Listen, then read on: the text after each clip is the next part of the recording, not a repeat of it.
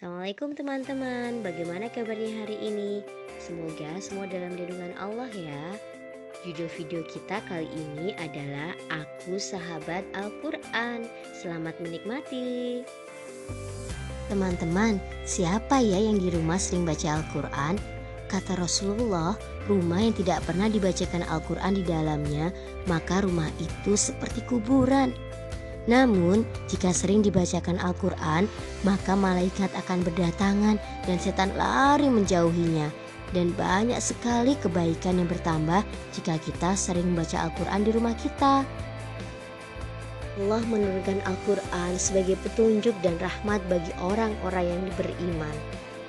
Di dalamnya terdapat kisah atau cerita tentang kehidupan manusia terdahulu yang telah mentauhidkan Allah, juga tentang aturan-aturan bagaimana beribadah dan bermuamalah atau berhubungan dengan sesama. Bagi orang-orang yang menjalankan Al-Quran, maka hidupnya akan bahagia di dunia dan di akhirat. Tapi jika tidak, maka hidupnya akan sengsara. Contohnya apa, Ustazah?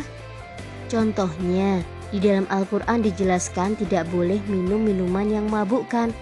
Ketika ada yang melanggar, pasti dia akan sakit juga.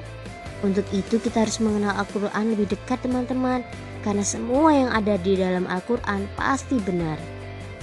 Allah SWT begitu memuliakan Al-Quran, apapun yang berkaitan dengan Al-Quran pasti menjadi mulia. Malaikat Jibril mendapatkan tugas menyampaikan Quran, karena itu malaikat Jibril menjadi malaikat paling mulia. Rasulullah menerima Al-Quran sebagai wahyu. Untuk itu Rasulullah menjadi nabi, bahkan makhluk termulia. Bulan Ramadan diberikan kemuliaan karena pada bulan tersebut Al-Quran diturunkan.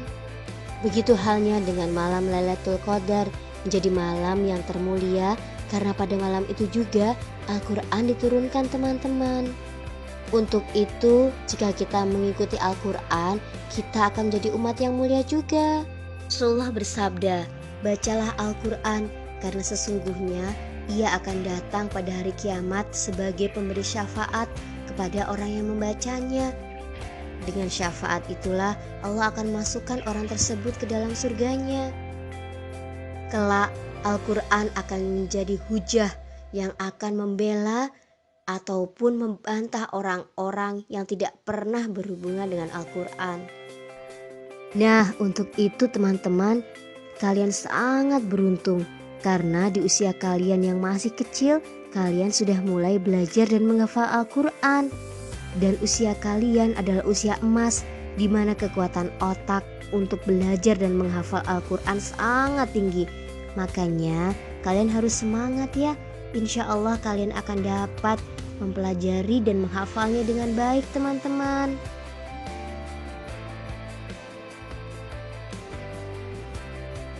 Rasulullah dalam hadisnya berkata, barang siapa yang mempelajari Al-Quran dari kecil, maka Allah akan menyatukan Quran dengan daging dan darahnya. Dulu para salafus solih dan ilmuwan-ilmuwan Islam seperti Ibnu Sina, Ibnu Rushd, Imam Syafi'i dan yang lain, mereka mempelajari Al-Quran lebih dulu sebelum mereka belajar pengetahuan yang lain. Karena mereka tahu akar dari segala pengetahuan adalah Al-Quran. Kalian ingat kan? Bagi siapa yang membaca, menghafalkan dan mengamalkan Al-Quran, maka kelak Allah akan berikan mahkota kepada kedua orang tuanya yang bersinar lebih baik dari matahari dunia. Kalian mau memberikan mahkota itu kepada ayah bunda kalian? Mau kan? Semoga Allah membantu kalian untuk mewujudkan itu ya. Ayah bunda, berbahagialah memiliki para malaikat kecil itu di rumah. Mereka yang senantiasa menghidupkan rumah kita dengan lantunan murojaahnya, yang kelak akan menghadiahkan kita mahkota cahaya. Bantu mereka ya bunda, mahkota cahaya yang tersemat di atas kepala kita kelak tidak akan mungkin kita dapatkan tanpa doa dan usaha keras dari kita. Betapa Allah telah memberikan kita kesempatan emas ini, maka jangan sia-siakan. Tidak semua orang tua mendapatkannya. Maka bismillah, mari bersama-sama kita memantaskan diri untuk menerima mahkota dari malaikat kecil kita. Wassalamualaikum warahmatullahi wabarakatuh.